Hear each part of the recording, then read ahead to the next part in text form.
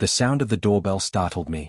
It was 8:15 p.m., and I wasn't expecting anyone. My heart skipped a beat when I saw the delivery man standing there, a small bag clutched in his hand. My dry cleaning. I had forgotten I'd even called for it. He handed it over without a word, and I closed the door behind him, quickly untangling the familiar order. There was something strange about how it felt, the weight of the bag too unfamiliar in my hands. I had asked him to pick it up earlier today while I was working, hadn't I? A glance at the tag on the bag confirmed it, my name printed neatly on the receipt. But as I unzipped the bag, I felt the hair on the back of my neck stand up. This wasn't mine. I pulled out the first item, dark fabric, crisp lines, and stiff shoulders. The suit looked like it belonged to someone far more important than I was. Far more important than he was. I glanced again at the name on the receipt, feeling my stomach churn. No mistake, this was my order. But, this wasn't my suit. My hands trembled as I pulled out another article of clothing. This one a sleek pair of trousers, ironed to perfection, clearly designed for a man who wore suits like a second skin. The realization hit me hard, another man's clothes. His voice echoed in my mind from earlier in the day when I had asked him to pick up the dry cleaning. "I'll get it, don't worry. I've got it covered," he'd said, his tone casual, a bit too casual, as though he were keeping something just out of sight. My fingers shook as I held the fabric in my hands, a swirl of unease spiraling inside me. I thought I was used to the little mysteries, those pockets of unspoken words between us. But this? This was new. This was different. I sank down onto the couch, clutching the suit, staring at the tag again. I should have been angry. I should have been furious, asking why he hadn't mentioned this. I should have been feeling something other than the slow burning in my chest. But all I could feel was confusion. Why did he do it? Why didn't he mention it? Was it something as simple as a mix-up? Or had he been hiding something? And then there it was, the question that had been lingering, unspoken, on the tip of my tongue for months now. How well did I really know him anymore? I had no answers. The question didn't even feel real, but it was right there in front of me. The evidence was too clear. I wanted to call him. I wanted to scream at him. I wanted to confront him and demand an explanation. But for some reason, the words felt stuck in my throat. They wouldn't come out. I couldn't push myself to dial his number. Instead, I stood there holding the suit, the weight of it pressing down on my chest, heavier than I had expected. How did a simple trip to the dry cleaner turn into this? What had seemed like an easy favor to ask of him now felt like a breach, an intrusion. The silence in the room felt suffocating, my thoughts swirling like a tornado. I thought of the weeks leading up to this moment, little things I had brushed off before, dismissing them as misunderstandings or harmless mistakes. But now they felt like signs, flashing red lights I had ignored. And the question that scared me most was whether I had already known, somewhere deep inside, that something wasn't right. I ran my fingers over the suit, the cold, smooth fabric feeling like a strange, foreign thing in my hands. I wanted to feel anger. I wanted to yell and demand answers. But I didn't.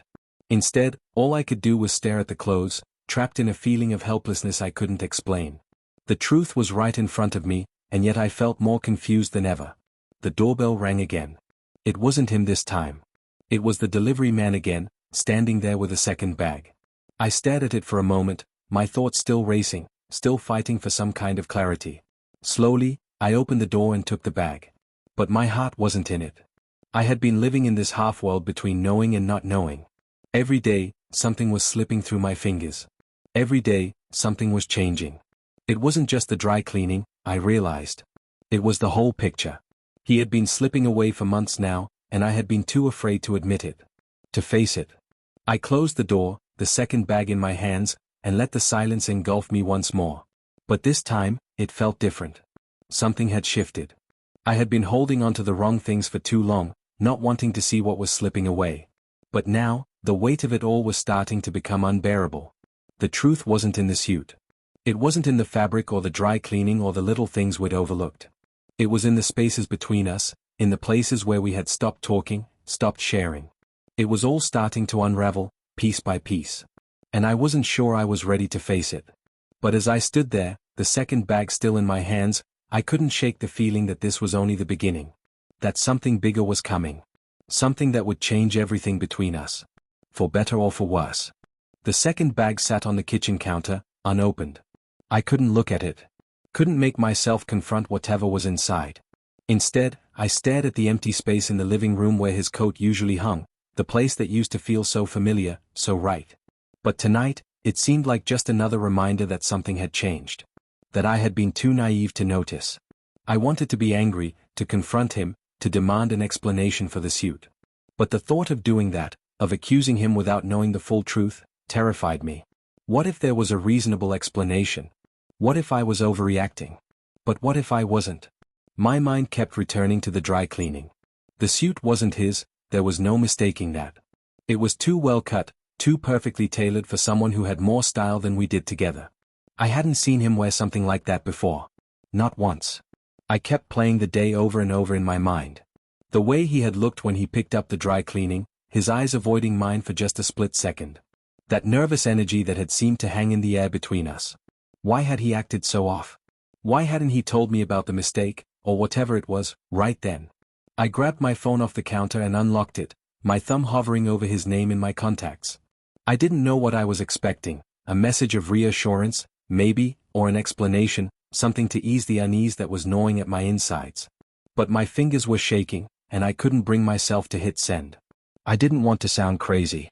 I didn't want to be the kind of person who jumps to conclusions over something like a suit. I leaned back against the counter, closing my eyes.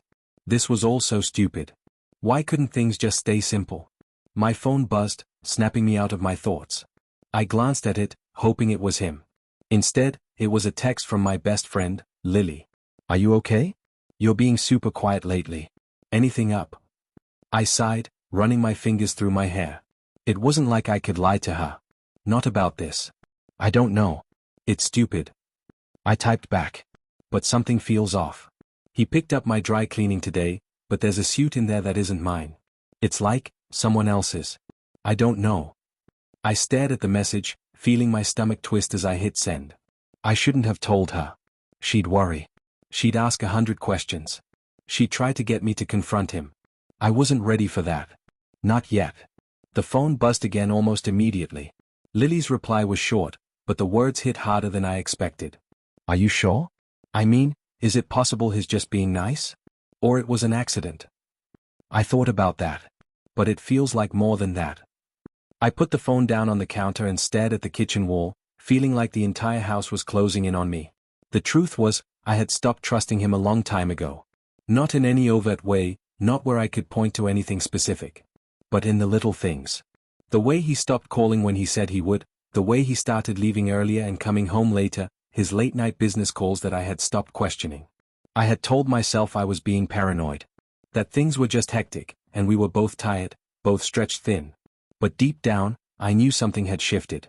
Something was wrong. The phone buzzed again. It was him. I felt a jolt of panic. My hand hovered over the phone, my heart racing. Why did I feel this way? Why did it feel like I was about to unravel something I couldn't put back together? I took a deep breath and opened his message. I'm home. I'll be there in a bit. Can we talk? I let the words sink in, feeling a sharp sting in my chest. I didn't know what I wanted to hear from him, but I knew this wasn't it. I wasn't ready to talk. Not yet. I stared at the message, feeling the weight of it pressing down on me. He didn't know. He had no idea what I had seen. What I had felt. But did I really want to confront him? Could I even handle what I might hear? I swallowed, turning my phone over in my hands. I wanted to respond. I wanted to tell him everything, spill all the confusion and hurt I had been carrying for weeks. But I couldn't. Not yet. Instead, I set the phone down and walked back into the living room, my feet dragging across the carpet. The bag from the dry cleaners sat there, a constant reminder of the unease that had taken root in my stomach. I couldn't shake the feeling that it was more than just a mistake. More than just a mix-up. I turned back to the kitchen and grabbed the second bag, ripping it open. I needed to know if there was something else. Something more. And there it was. Another suit. Another pair of perfectly pressed trousers. Another tie that was just a little too expensive, a little too extravagant for what we had. I felt the world tilt beneath me as the pieces started to come together in my head. I wasn't imagining it. This wasn't some harmless misunderstanding. The clothes weren't just a coincidence. He was hiding something. I felt sick. A mixture of emotions churned in me, disbelief, frustration, anger, and something deeper, something that felt like betrayal. How had I not seen it before? How had I let this go on for so long without saying anything? I had to face it. I couldn't keep pretending that everything was fine. I couldn't keep ignoring the signs, the subtle cracks in the foundation of what I thought we had. I didn't want to face him. Not yet. But I would have to. Eventually. The question now was, what was I going to do when the truth finally came out? I didn't know. But I had a feeling the answer would change everything. The quiet in the house felt like a thick fog, and I didn't know how to clear it away. But I knew one thing for sure, I was done pretending. Done living in the shadow of something I wasn't sure I understood anymore. I wasn't going to let this go. I couldn't. And when he walked through that door, I knew everything would change. When I heard the door creak open, I almost froze. It was as if my entire body was bracing for impact. He was here. My husband, the man who had been drifting away from me for months, was finally back. I could hear his footsteps on the hardwood floor, slow but purposeful, as though he had no idea what was waiting for him in the room. My fingers tightened around the edge of the kitchen counter. I didn't know what I was supposed to say. The words had been swirling in my head all afternoon, but none of them seemed strong enough to match the gravity of what I was feeling. When I heard him call my name softly from the living room, I let out a long breath, steadying myself. Emma? I could tell from his tone that he was tired, maybe even a little frustrated. Was it guilt that I heard behind those words, or was I just projecting my own emotions onto him? I didn't know anymore. I stayed where I was for a moment, unable to move, my mind racing. What was I supposed to do? What was I supposed to feel? The truth was, I had so many questions and so few answers. But there was one question I had been holding back, one that had been gnawing at me, one I wasn't sure I was ready to ask. I turned slowly, my feet dragging against the floor. My eyes scanned the room, landing on the couch where he was sitting, looking up at me with a slightly confused expression, as if he were waiting for me to come to him. I could feel the tension between us, thick and suffocating. The suit still sat on the kitchen counter, staring at me. I could still feel the weight of it pressing on me, as though it were a secret I couldn't quite unlock. He stood up when he saw me approach, his eyes flickering with that familiarity I used to love, but now it felt hollow, empty somehow. "Hey," he said, his voice gentle, but it felt like a mask. "How's your day been?" I forced a smile, but it didn't quite reach my eyes. I didn't want to talk about the day. Not the one I just had. I wanted to talk about the truth. I wanted to confront him. "I'm fine," I said, though the lie tasted bitter in my mouth. "But we need to talk." His eyes narrowed slightly, the mask slipping just enough for me to see the flash of concern behind them. "What's going on?" he asked, his voice softening. I could feel the tears threatening to spill, but I pushed them back. No, I wasn't going to cry. I wasn't going to break down. Not yet. I crossed the room and walked over to the counter, my heart pounding in my chest. I reached for the dry cleaning bag and pulled it open, the second suit falling out with a soft rustling noise. His gaze followed the movement, and I watched his expression change, just for a moment. The realization hit him, and his shoulders tensed. "Emma," he started, but his voice trailed off, as if he didn't know where to go from there. I can explain." I couldn't stop the rush of frustration that hit me then. "Explain?" I asked, my voice shaking despite my best efforts to remain calm. "What's to explain, Andrew? I've seen the suits. I've seen the lies. What more is there to say?"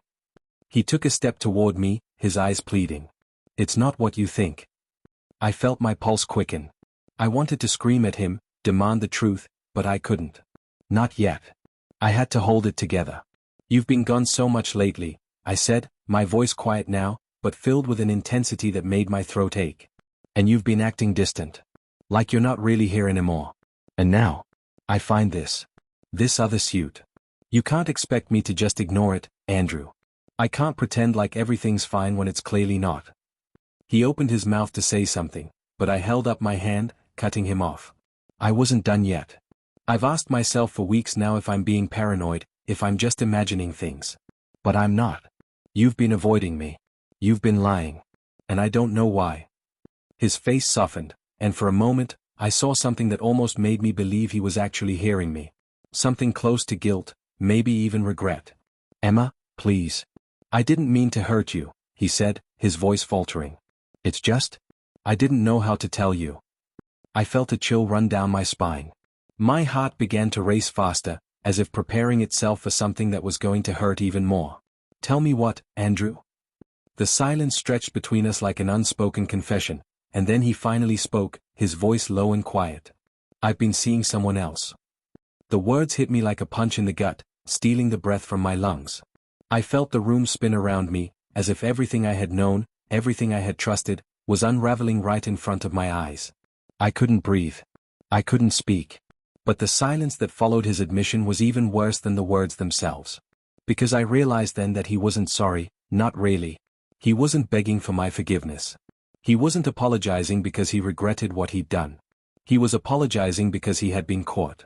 I took a step back, my heart hammering in my chest. "How long?" He looked down, his eyes unable to meet mine. "A few months," he whispered. The air felt thick, heavy, suffocating. I didn't know what to say. I didn't know how to make sense of the wreckage he had left behind. I had asked myself for so long why he had been pulling away, why he had been so distant. I had asked myself if I was imagining the shifts in his behavior, the things he said and didn't say, the places he went, the excuses that never quite added up. And now I had the answer. A few months. I stood there, staring at him, feeling like the ground had been ripped out from under me. Everything I thought I knew about us, the years of memories, the quiet moments, the promises we made, none of it mattered now. He wasn't the man I thought he was. And I wasn't the woman I thought I was, either. I wanted to say something, wanted to scream or cry or even leave, but I was frozen. All I could do was look at him, feeling like the world was slipping away. "You've been seeing her," I whispered, the words tasting like poison as they left my lips. He nodded, his face crumpling in regret. "I'm so sorry, Emma." But his apology meant nothing. It wasn't enough. It could never be enough. I turned away, the tears finally spilling from my eyes, though I didn't let him see them. Not yet. I couldn't face him anymore. Not now. Not like this. I couldn't stay in the same room with him. I couldn't look at him anymore without seeing the lie, the betrayal, the shattered pieces of the life we had built together. I turned and walked out of the living room, barely aware of where my feet were taking me. The door to our bedroom loomed ahead, but I didn't stop. I didn't even hesitate. I walked straight through it, closing the door with a soft click behind me. The bed felt cold, too cold. It had never felt so empty, so distant. I had always thought of our room as our room, the place where we shared everything. But now it was just a room. Nothing more. I stood in front of the dresser, my hands trembling as I ran them over the wood, the familiar smoothness grounding me for a moment. But the moment was fleeting, and I could feel the ache in my chest growing again. He had been seeing her for months, and all the while, I had been here, waiting for him to come home, to come back to me, when all along, he had already left. I closed my eyes, my head spinning. The world felt off-kilter, like it was tilting, and I was scrambling to stay upright. How could I have missed this? How could I have been so blind? A few months. The words echoed in my mind like an endless loop. It had been going on for months. How long had he been lying to me? How many of the things he had said to me were true? How many times had I convinced myself it was just stress or work or anything but the truth? I couldn't hold it together anymore. I sank to my knees on the floor, my chest tight, the tears coming faster than I could stop them. I buried my face in my hands, gasping for air as if I could breathe out the pain. But it didn't work. It wouldn't go away. The image of him with her, whoever she was, burned in my mind. I didn't know her, and maybe I never would. But I could feel the weight of her presence, the shadow of her in every moment we had shared, in every word he had said that was now tainted by the knowledge that he had been lying to me. There was no simple explanation for what he had done, no easy way to undo the damage. His apology meant nothing. The words were empty. The guilt in his eyes felt like a mask he was wearing because he had no choice. He wasn't sorry that he had betrayed me. He was sorry that he had been caught. And that was the hardest pill to swallow. A sound from the living room made me freeze. The soft shuffle of footsteps on the carpet. I knew it was him. I didn't need to look. I could hear him standing outside the door, probably staring at it, wondering if he should come in. Wondering if he should try to fix this. But how could he fix something that was broken beyond repair? I didn't want him here. I didn't want him to come in.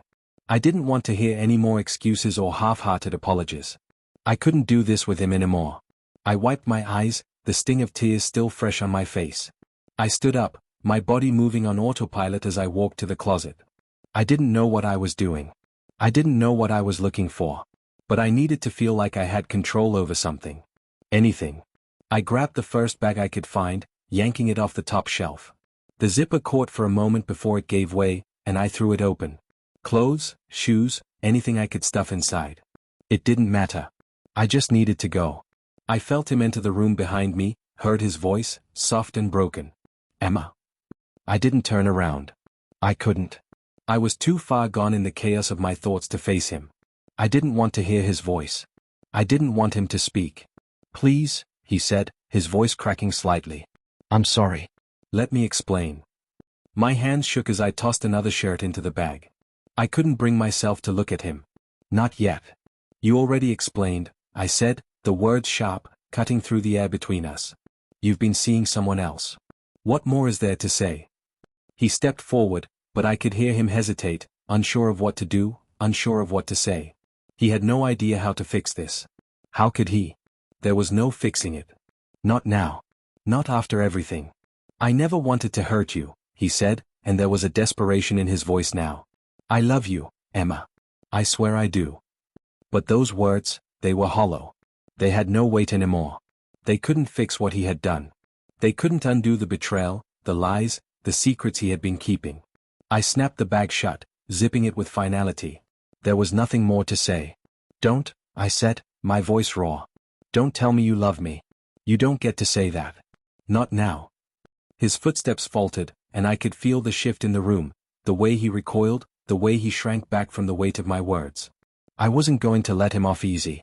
I wasn't going to pretend that everything was going to be okay. Because it wasn't. I turned toward him slowly, finally facing him, and for the first time in a long time, I let myself see him as he was. The man I thought I knew. The man I loved. The man who had betrayed me. I don't know who you are anymore, I said, my voice barely above a whisper. And I don't know if I even want to know. His face crumpled, the mask slipping for just a second. But it was too late. It didn't matter anymore. The damage had been done. I could hear his breathing, shallow and uneven, and for a moment, I thought he might reach out for me, try to pull me back, try to make me stay. But he didn't. Instead, there was silence. And in that silence, everything between us, everything we had built, began to crumble. I walked past him, grabbing the last of my things from the dresser. My body was on autopilot now, moving with a single purpose. I had to get out. I had to leave. I couldn't be here with him, not after everything. And as I walked to the door, I heard him speak again.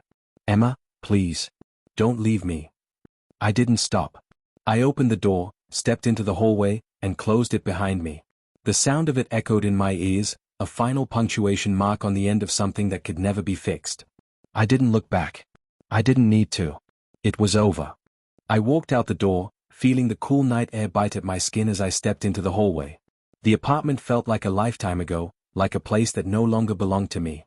It wasn't just the four walls or the furniture, it was everything in it. The years we had spent there, the laughter, the quiet mornings, the promises that had once felt so real. Now, all of it was shattered, like glass falling from a high shelf, breaking into irreparable pieces. I didn't know where I was going, only that I had to leave. I had to get away from the life I had built with him, from the man I had thought was my everything. My heart was still racing, my chest still tight from the words I had said, the finality in my own voice. And yet, as I walked down the corridor of the building, away from our apartment, there was a strange feeling of peace beginning to settle over me. It wasn't the peace that comes with resolution or understanding. It was the peace of escape, the kind you feel when you leave behind something toxic, something that was never going to change. I didn't have a plan. I didn't know where I would go, or how I would get there. But that no longer mattered. What mattered was that I had taken the first step. I had taken control back. I didn't hear him follow me at first. I didn't hear the footsteps until I was already at the elevator, pressing the button to take me downstairs. I didn't look back. I couldn't. If I turned around, I might lose the strength I had finally found. But then, the sound of his voice cut through the quiet of the hallway. Emma, please. I didn't want to hear it. I didn't want to hear the desperation in his voice. He had betrayed me. He had lied. And now he was asking me to come back, to forgive him for something that could never be undone.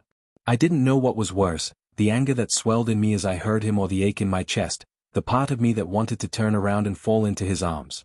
But I couldn't. Not anymore. I stepped into the elevator, my hands shaking slightly as I pressed the button for the ground floor. I was so tired, tired of the lies, tired of the pretending, tired of the weight of the relationship that had become so heavy, so suffocating. I could hear him getting closer, his voice louder now, his steps echoing down the hall. "Emma, please. We can fix this. We can work through it." I pressed my lips together, fighting back the urge to scream at him, to tell him that there was no fixing this. How do you fix something that's been broken beyond recognition? How do you put together a shattered heart? But when I spoke, my voice was quieter than I expected. "It's too late." The elevator doors closed with a soft chime. The sudden silence was suffocating, and for a moment, I felt completely alone. But the truth was, I had never been more alone than I was in that apartment. Alone in a relationship that had turned into something unrecognizable, something I no longer wanted to be a part of. The elevator began its descent, and I let my head fall back against the wall, eyes closed, trying to steady my breath. I didn't know where I was going, but I knew I couldn't go back. When the elevator reached the ground floor, I stepped out and into the lobby. The air outside was cool, and for the first time in a long time, I felt like I could breathe again. I stood there for a moment, trying to gather my thoughts, trying to push the weight of everything that had just happened out of my mind. I had to focus on moving forward, not on the past. I had no idea what was next. No idea where I would stay, what I would do, or how I would begin to rebuild my life. But for the first time in so long, I felt like I had a choice. I could choose where to go from here. I could choose how to live, how to heal. And that was the first step. I reached for my phone, fingers trembling slightly as I unlocked it. I didn't have the strength to deal with anyone else's voice right now, not even my best friends. I needed space. I needed time. But there was one number I knew I had to call. I dialed it, my heart racing, the cold air wrapping around me as I waited for the line to connect. When she answered, I could barely hold back the tears. "Mom," I whispered, my voice thick with emotion. "I need you." The words were like a lifeline, a bridge from the past to the future. I didn't have all the answers, but I knew I wasn't alone. Not anymore. I could hear her comforting voice on the other end, her concern for me wrapping around me like a warm blanket. She asked me to come home, and for the first time in what felt like forever, I didn't hesitate. It was time to go home. I ended the call, shoving the phone into my bag as I stepped out onto the street. I walked with purpose now, each step carrying me farther from the life I had known and closer to the future I was going to build for myself. I didn't know what it would look like, but I was ready to face it. I was ready to start over. For the first time in months, I felt like I had a chance. A real chance. The chance to heal, to grow, to move on from everything that had held me back. It wasn't going to be easy. It wasn't going to be quick. But it was going to be mine. And that, somehow, was enough.